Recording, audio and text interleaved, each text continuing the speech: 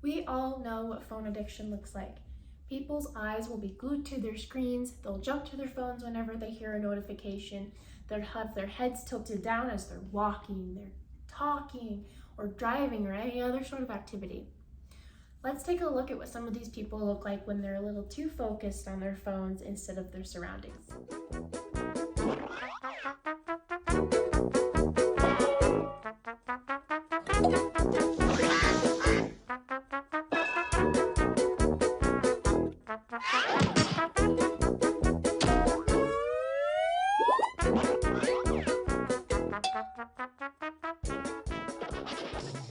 We see people like this all the time. It can be funny, but it can also be very dangerous, just like any other addiction. But the question is, how does phone addiction work, and what's happening in the brain when someone is addicted to the internet? I have been obsessed with the brain ever since I took a psychology class in high school. I'm so fascinated by the biology and the chemistry and everything that goes on that affects our behavior to make who we are. I was particularly interested in how addiction works in the brain and found myself in my free time looking up things. How does that work in the brain? What chemicals, what neurotransmitters are involved with it? And then I was really fascinated by behavior addictions versus substance addictions.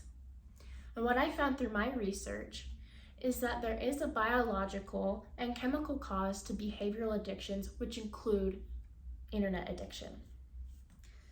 So today, I hope that through my speech, you're able to understand the brain a bit better and the chemical and biological reactions that are happening with the brain when someone is addicted to the internet, so that you can help yourself prevent that from happening, so you don't end up being the person that walks into a pole while staring at your phone. Today we're going to be focusing on a few areas to understand internet addiction. The first part, we're going to learn about the brain anatomy and what parts of the brain are involved with addiction. We'll also learn about brain chemicals and how those are working during an addiction, and what brain chemicals are specifically involved with internet addiction. And then finally, we'll look at the addiction side effects from someone who is addicted to their phone.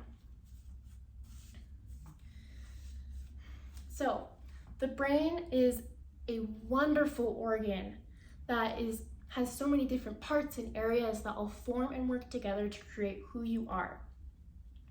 The brain is made up of millions of neurons. The neuron has a cell body, an axon, and a dendrite. The purpose of a neuron is to send messages to other parts of your body to help communicate all sorts of messages, whether that's helping with digestion or movement or speaking. Neurons are all in charge of that, and it all comes from the brain. Those messages are called axon potentials, and they start at the cell body, travel down the axon, and out through the dendrites, which look like little fingers. And each of those dendrites at the end of them produce neurotransmitters, or those brain chemicals, to another neuron that is received through different dendrites. And on the receiving neuron, there are receptors to receive those neurotransmitters, so it can continue the message to the next neuron. Now, the set of neurons in the area of the brain that is really applicable or really focused on during addiction is in an area of the brain called the reward system. The reward system's its main function is to reinforce behavior. For example, whenever you do anything that promotes survival, whether it's eating, sleeping, drinking water, your reward system is producing brain chemicals that are teaching yourself to do that again. It's important, I should continue to eat. Sleeping is important, you should continue to get rest so that we can perform better. So that is the area of the brain that is really affected during addictions.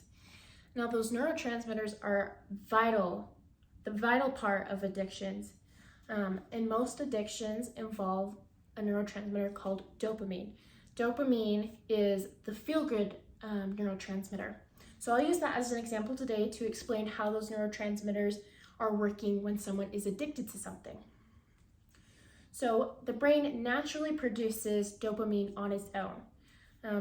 That's how we are reinforcing that behavior, and again, that's that feel-good chemical, so we naturally have it. But when someone is engaging in an addictive behavior, the reward system is flooded with a lot more dopamine. And there's this huge surge of dopamine that feels great. It feels amazing. And once it's over, the brain wants to have that again. It likes having that. We like feeling that way. And so we go out and do it again because we want to feel that surge. However, after a period of time, some people grow a tolerance to that. And tolerance happens because of two main reasons. Number one, the brain begins to produce less dopamine on its own. And that's because it tries to keep a balance.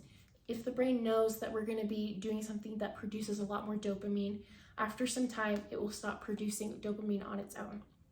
Number two, the neurons will begin to have less receptors for dopamine, which means that it becomes impossible or nearly impossible to have that same surge of dopamine that perhaps you had at the beginning.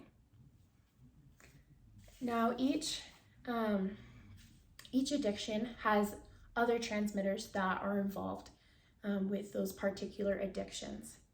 With internet addiction, one of the main neurotransmitters that is associated with it is gamma aminobutyric acid, or GABA. Now, there have been many studies that have calculated that. One of them was in Korea.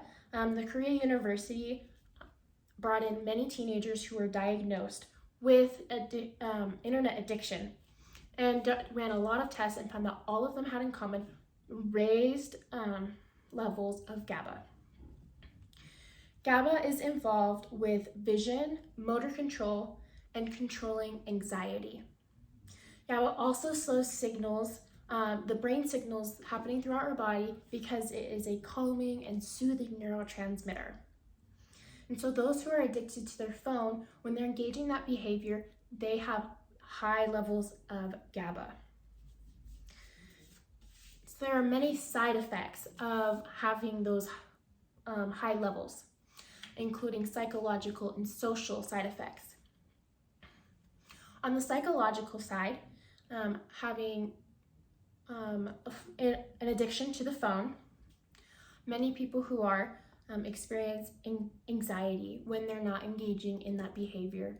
And that's because the brain is lacking that high level of GABA, which is soothing and calming our brain and our thoughts and our body. So when we're not engaging in that behavior, we don't have that high level, and so we feel more anxious than we might do on our phone. There have been many studies and questionnaires given to those who are addicted to their phone, or more prone to, that showed higher scores for depression.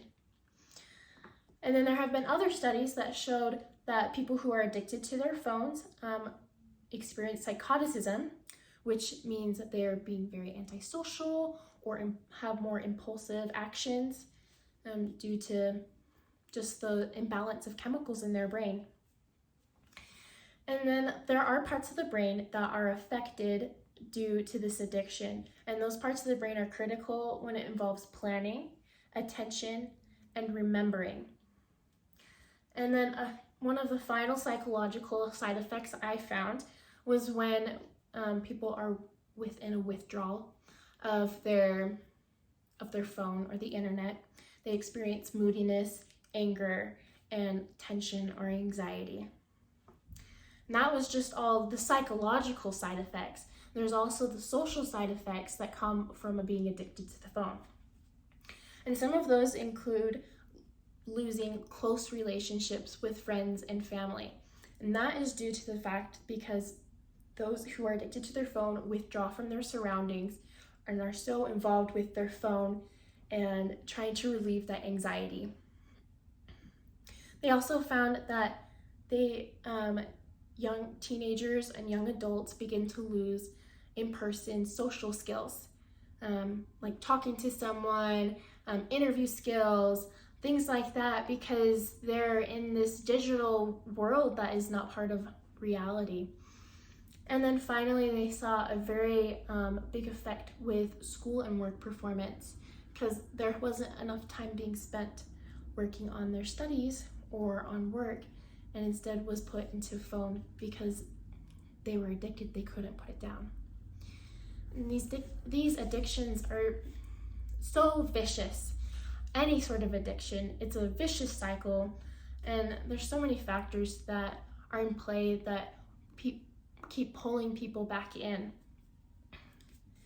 But I hope that through my speech, I was able to show you a biological and chemical perspective that can help you help others who are experiencing this, and help yourself prevent it from happening. Because as we understand how addictions are working, we can overcome them, including internet addiction.